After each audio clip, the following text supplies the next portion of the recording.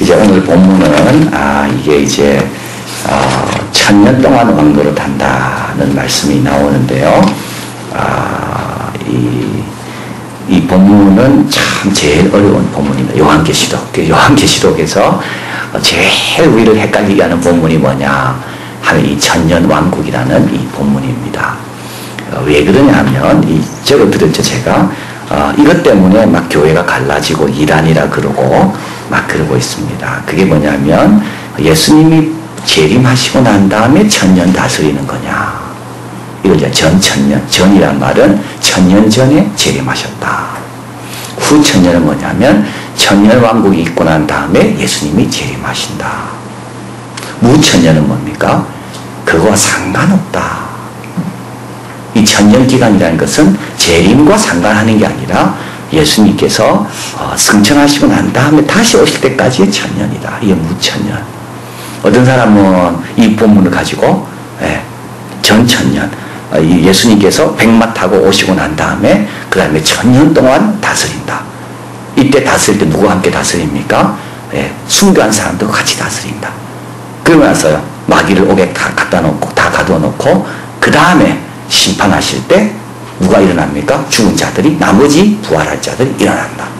그래서 부활이 두 번 일어나는 거죠. 처음에는 숭배한 자들의 부활이 일어나고요. 그들과 함께 다스린다 되어 있잖아요. 그 다음에 누가 일어납니까? 일반 성도들의 부활이 일어나고 이게 이제 전천년입니다. 또 틀렸다. 그렇죠? 예수님은 항상 심판할 마지막 때 오시는 거지 오셔가 1000년 동안 다스리다가 사탄이 또 놓이고 또 싸움이 있고 근데 예수님이 오셨는데 왜 싸움이 있습니까? 오늘 본문에 보면 또 싸움이 있잖아요. 곡각마옥에 가서 그죠? 하나님의 성을 막 포위하고 그러니까 이건 예수님 아직 오지 않았다. 예수님이 오셨으면 다 알고 복종해야 되는데 뭐 예수님한테 대두고 그러겠냐고. 이거는 틀렸다. 전천년은. 그래서 1000년 동안 다스린다는 구절이 있으니까 이거는 예수님 재림 전에 1000년 동안에 이 성도의 다스린 기간을 말합니다. 그리고 나서 잠시 사탄이 놓이고 그리고 예수님이 재림하셔서 심판받으면서 끝난다. 이게 후천년설입니다.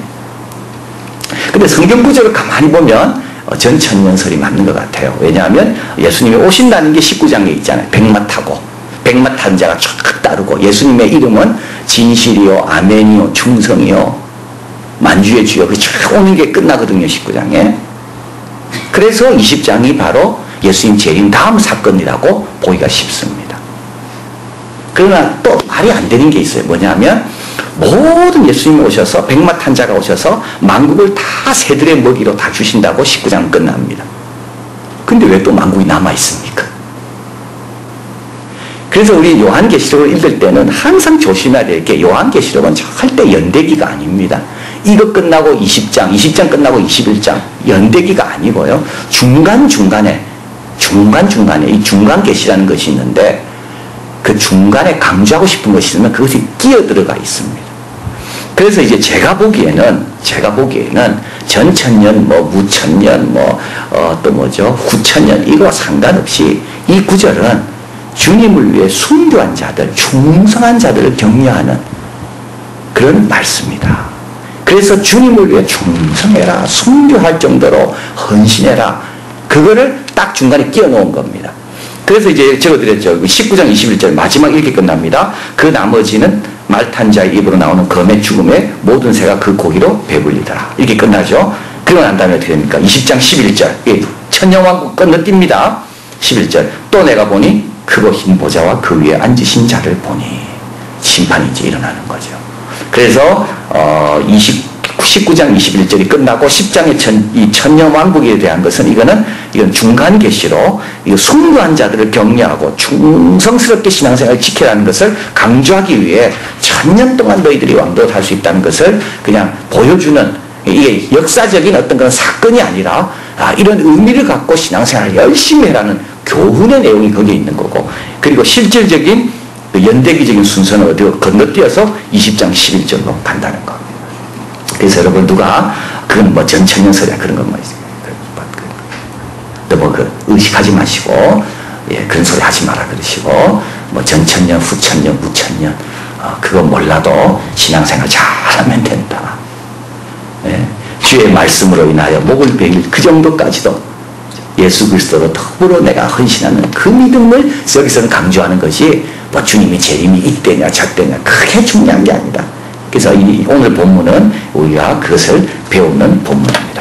자, 1절에 보면 무저갱의 열쇠와 큰 쇠옷을 그 손에 가지고 하늘로서 내려와서, 그래서 이제 거짓 선지자들과 짐승의 심판이 19장에 있었고요. 이제 20장에 오면 마지막 심판이 진행됩니다. 이거는 큰 음녀에 또 로마도 심판받았고 거짓 선지자 그리고 왕들도 심판받았고 이제 그 뒤에 있는 용이 심판을 받는다. 22절에 가봅니다.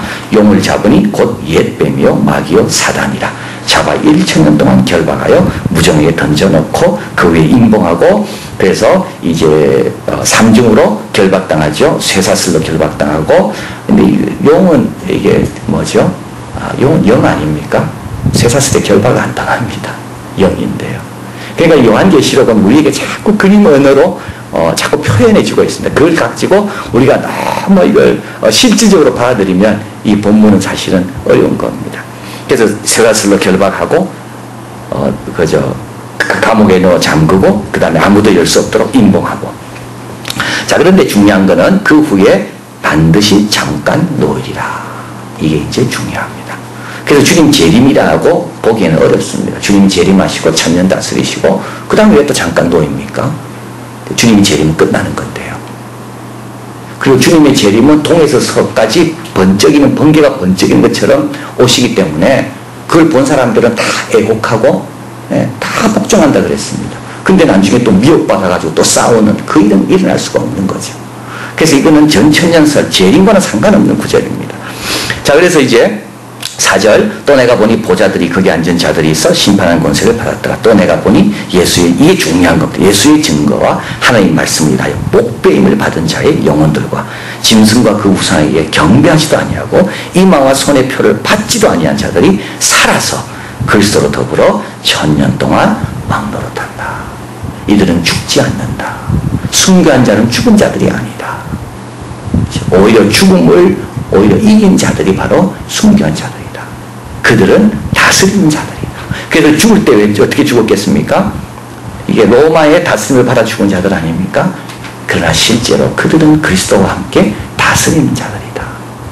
그리고 여기 보좌가 나오죠. 이건 2장 26절, 3장 21절에 이기는 자와 끝까지 내 일을 지키는 자에게 만국을 다스린 권세를 주리니, 그리고 또 3장 20 이기는 그에게는 내가 내 보좌에 함께하게 주기를 약속이 앞에 있는 3장, 2장에 있는 7교회에 주신 그 약속이 실제로 이루어진다는 것을 여기서 지금 마지막 부분에 와서 보여주는 겁니다. 그 6절에 이 첫째 부활에 참여하는 자는 복이 있고 거룩하다. 둘째 사망을 다스리는 권세가 없고, 그들은 둘째 사망은 뭐죠? 심판받기 위해서 이제 일어나는 겁니다. 그걸 둘째 부활이라고 말하지 않습니다. 그것은 아주 나쁜 일이기 때문에요. 이들에게는 그런 게 없는 겁니다. 이미 이들은 첫째 부활에 이미 예수 믿는 순간 영생을 얻는 부활에 참여했다. 7절, 8절, 천년이 참에 사단이 그 옥에서 노연합니다. 땅 사방 백성, 곡과 마곡이 나옵니다. 곡과 마곡은, 곡은 왕을 뜻하고요. 마곡은 땅입니다. 마곡 땅의 왕입니다. 그래서 그 나라 왕과 그 백성들, 곡과 마곡. 이건 이제 에스겔이 새 성전의 환상을 보기 전에 마지막 전투를 치르는 그 땅, 그것이 바로 곡과 마곡입니다. 싸움을 붙입니다. 그 수가 바다 모래 같으니라. 9절 10절, 저희가 지면에 널리 펴져 성도들의 짐과 사랑하는 성을 두루매. 예수님 재림하셨다면 이거는 불가능한 일입니다. 그죠? 예수님을 다 봤는데 어떻게 성도들과 사랑하는 전을 두르고 싸우려고 하겠습니까? 이건 재림과는 상관없는 구절이라는 거죠. 하늘에서 불이 내려와 저희를 소멸하고 저희를 미혹하는 마귀가 불과 유황에 던지우니 거기는 짐승과 거짓 선지자도 있어 세세 밤낮도록 괴로움을 받으리라. 그래서 마귀, 짐승, 거짓 선지자 모두가 다 이제 셋이서 다 나오죠. 거짓 선지자, 왕, 그리고 그 뒤에 조종하는 마귀, 이제 불못에 던지우는 심판을 받게 됩니다. 자, 그리고 나서 11절 이어집니다. 내가 크고 흰 보좌와 그 위에 앉은 자를 보니 땅과 하늘이 그 앞에 피하여 간데 없더라. 이제 주님의 이 백보좌, 흰 보좌 심판이 이제 이루어집니다. 그리고 죽은 자들이 무덤돼서 그 보좌 앞에 다 서 있습니다. 책들이 펴있고 다른 책에 펴졌으니 생명책이라. 죽은 자들이 자기 행에 따라 책에 기록된 대로 심판을 받습니다. 각 사람이 자기 행위대로 심판을 받고 사망과 음부도 불못에 던지는 이것이 둘째 사망 곧 불못이라. 그래서 이제 심판이 이루어지는 겁니다. 이런 심판이 있음을 알고 어떻게 하라고요? 순교하더라도 믿음을 지켜라. 하나님 말씀을 붙들어라. 이것을 이제 앞부분 1000년 동안 왕도로 사는 것에 대해서 아주 강조하고 있습니다. 그래서 왕처럼 고난을 당해라. 그래서 순교가 온다 할지라도 순교도 어떻게 죽음도 어떻게 하라고요? 왕처럼 다스려라. 이제 그것을 이 1000년 왕국은 우리에게 가르쳐주고 있는 겁니다. 자, 그 다음에 이제 두 번째로 교훈을 보면요, 심판 앞에 기회가 있다는 것을 우리가 이 전체 내용을 볼 때 하나님은 항상 기회를 주십니다.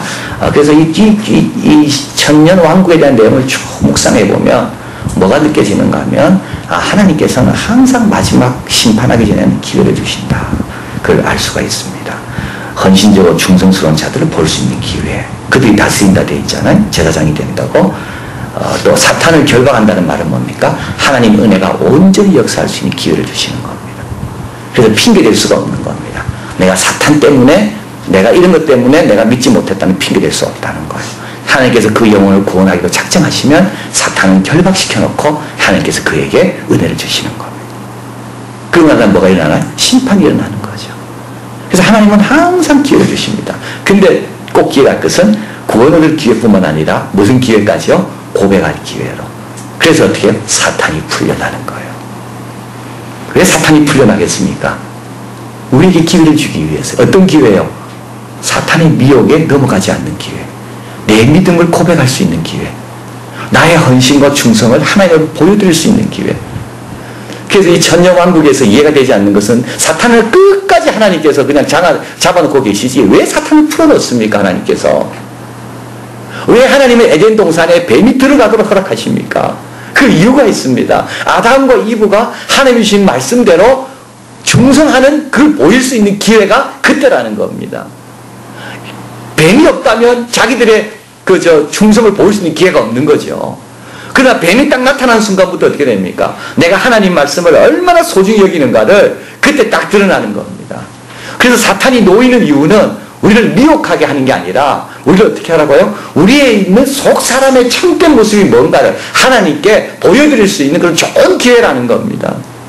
요한계시록은 항상 그걸 우리에게 이야기하죠. 고난도 좋은 기회라는 겁니다. 인내하는 것도 좋은 기회라는 거예요. 천국 가면 절대 그런 거 없는 겁니다. 천국 가면 다 늦은 거예요, 이미. 언약의 보좌가 다 열리고 그 안에 있는 게 다 드러나면 그건 끝난 겁니다, 더 이상. 그게 닫혀있는 동안에 우리는 계속 믿음으로 기다리는 겁니다. 근데 그 믿음이 어떤가 그 기다리는 기간이 내 믿음을 보여드릴 수 있는 기회라는 거예요. 병 낫고 나면 없는 거죠. 병 낫고 나면 내가 아픈 가운데도 주님께 소망을 두는 그런 소망의 사람이라는 걸 보여드릴 기회가 없잖아요.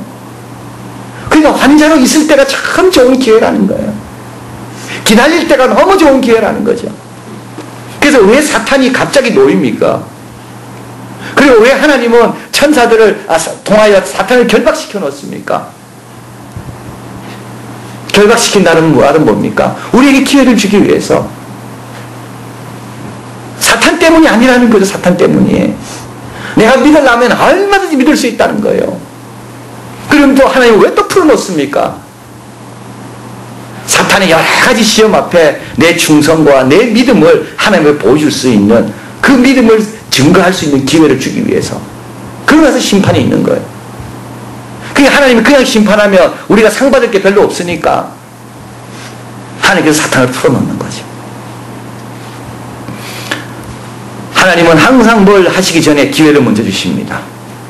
그래서 우리가 그 기회를 놓치면 안 되는 겁니다. 내일은 없는 거죠. 지난주 우리 포우 목사님 말씀대로 이틀이면 예수님은 십자가 지고 가시는 겁니다. 이틀밖에 없는 거예요. 그때 그 기회를 잡은 사람은 누군가요? 마리아 아닙니까? 다른 사람은 다 모르고 있었어요. 다음 주 또 예수님 계실 줄 알았지. 예수님 부르면 또 오실 줄 알았죠. 그러나 예수님은 이틀밖에 안 계시는 거예요. 그래서 하나님께서 그래서 우리가 두 마음을 품으면 안 됩니다. 신앙생활 하려면. 오늘 새벽 말씀처럼 너무 많은 것을 쌓아놓으려 하면 안 되는 거예요. 그저 아주 단순하게 그냥 집중하면서 그냥 맡은 일 그냥 감당하면서 그냥 이렇게 살아야지. 과도한 취미생활, 과도한 뭐 이렇게 사교생활 이런 것들은 다 어떻게 됩니까? 이런 기회를 다 놓치는 거예요. 깨어있어도 지금 이거 놓치기 쉬운데 그런데 빠져있어가지고 어떻게 되겠어요? 두 번째, 사탄은 변하지 않습니다. 사탄은 하나도 안 변합니다. 계속 미혹하는 자라고 나오죠. 미혹하는 자를 결박시키시고 또 미혹하는 자가 나오자마자 또 하는 일이 뭡니까? 천하만국을 미혹하고. 근데 미혹해서 사탄이 하는 일이 있습니다. 그게 뭐죠? 싸움 붙이는 거죠. 그래가지고 어떻게 됩니까? 미혹당하는 사람만 불의 심판에 내려서 사탄은 불못으로 들어가지만 사탄에 미혹받아가지고 어리석게 하나님의 종들을 향해서 싸움하는 사람은 어떻게 되나요? 그들은 위에서 불이 내려와가지고 다 죽습니다. 그러니까 사탄은 혼자 불못으로 안 갑니다. 다 끌고 가죠. 다 끌고 간다고. 마지막까지 싸움 붙입니다. 그래서 미혹하는 자, 우리는 끝까지 마지막 주님께서 우리를 데려가는 그날까지 사탄에 우리는 대적하면서 싸워 이겨야 되는. 그래서 사탄은 자기 혼자 불목 가도 되는데 그렇지 않는다. 우리를 다 어렵게 만들고 그리고 불못에 가는 거예요, 사탄은. 자, 그리고 짐승에게 절하거나 이마에 표를 받지 않고 비록 순교한다 할지라도 비록 불이익을 당한다 할지라 해도 그죠? 거래하지도 못하고 이마에 표가 없으면 거래도 안 되잖아요. 다 쫓겨나죠. 비록 곡과 마곡에 의해서 우겨 싸움을 당한다 해도 포위를 막 당하는 겁니다. 지금 내 혼자입니다. 나머지는 다 하나를 둘러싸고 있습니다. 그런데 할지라도 우리는 어떻게 해요? 첫째 부활에 이미 참여한 자이고 보좌가 예비한 자이고 우리는 동시에 심판을 받지만 그 보좌에 앉아서 심판하는 자들이기 때문에 당당하게 그 십자가를 져라. 그것을 여기서 지금 요한계시록은 서신을 받는 성도들이 이야기하는 겁니다. 너희들이 왕노릇할 자들에 대한 것을 기억하고 왕처럼 고난에 대처해라. 도망가거나 피하거나 그러지 말고.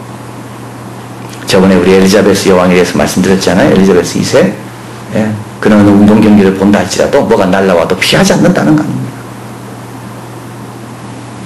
다 앉아있는데 공이 날라왔다는 거죠. 근데도 그는 가만히 앉아있는데 그 주위 사람들 남자들이 다 놀랬다는 거. 저거 맞으면 어떻게 될까? 다 피했는데 엘리자베스 여왕은 다 가만히 앉아있는. 좀 이런 생각을 해야 됩니다. 왕처럼 의연하게 자 대처하자.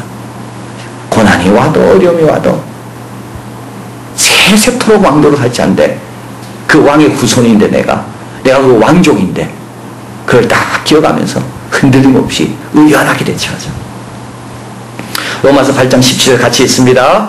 자녀이면 또한 후사 곧 하나님의 후사여 그리스도와 함께한 후사니 우리가 그와 함께 영광을 받기 위하여 고난도 함께 받아야 될 것이니라. 그죠?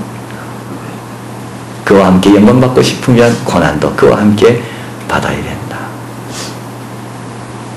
함께 해야 된다. 좋을 때만 함께 하는 게 아니라 힘들 때도 함께 해야 된다. 그와 함께 영광을 받기 위하여는 반드시 고난도 함께 받아야 된다. 그래서 그리스도와 더불어라는 말은 바로 이 뜻입니다. 그리스도와 더불어 영광도 누릴 것이고 그러나 그리스도와 더불어 우리는 항상 고난 앞에서도 물러서면 안 된다. 그래서 저번에 말씀드린 것 그대로죠. 지난주 아멘을 자꾸 해야지만이 뭐가 된다고요. 나중에 할렐루야를 하는 겁니다.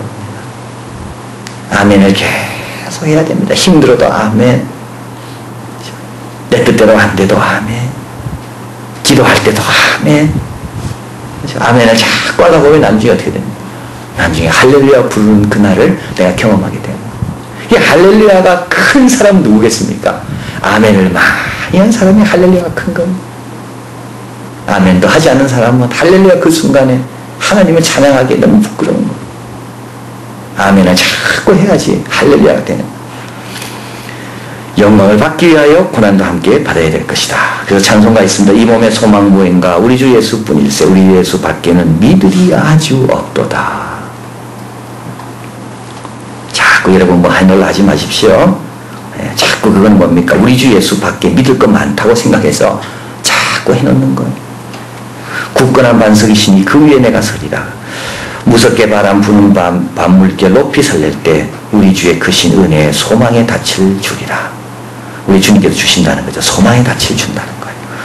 그 다음에 세상이 믿던 모든 것 끊어질 그날 되어도, 이게 바로 이제 큰 음녀의 심판 아닙니까? 상고들은 애통하고 탄식하고, 그들이 믿었던 로마가 무너질 때 그 의지하며 투자했던 모든 것들은 다 동시에 무너집니다. 구주의 언약 미사와 내 소망 더욱 크리라. 이때 주님을 믿고 있던 사람은 더 소망이 커지는 것. 바라던 천국 올라가 하나님 전에 배울 때 구주의 그를 힘입어 어여시 앞에 서리라. 굳건한 반석이시니 그 위에 내가 서리라. 굳건한 반석이시니 그 위에 내가 서리라. 그래서 이 20장은 우리에게 굳건한 반석 그 위에 서면, 그걸만 붙잡고 있으면, 그걸 붙잡고 있으면 무너지지 않는다. 그리고 1000년 동안 왕노릇하고 하나님 주신 기회를 놓치지 않는다. 그래서 이 말씀을 기억하고 우리도 하나님 기회 주실 때를 놓치지 않도록 더 깨어있고, 그리고 예수님과 더불어 산다는 것은 영광과 고난이 함께 있다. 아멘과 할렐루야는 함께 있다. 이것을 늘 기억하면서 승리하는 우리가 되기를 바랍니다. 기도하겠습니다.